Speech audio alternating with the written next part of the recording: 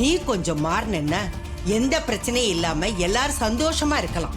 உன் பகையை எங்களோட நிறுத்த வேண்டியது தானே. எதுக்கு அடுத்த தலைமுறை வரைக்கும் கொண்டு போற? உன் பொண்ணுங்களுக்காக உன் குடும்பத்துக்காக நீ கொஞ்சம் மாறு. எந்த பிரச்சனையும் இல்லாம எல்லாரும் சந்தோஷமா இருப்பாங்க. ஏய் கிழவி, ரொம்ப ஓவரா பேசாத.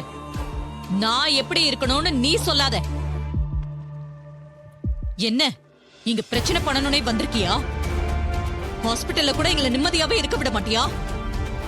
நீங்க போயிடுங்க, இல்ல மரியாதை கேட்டுரும்.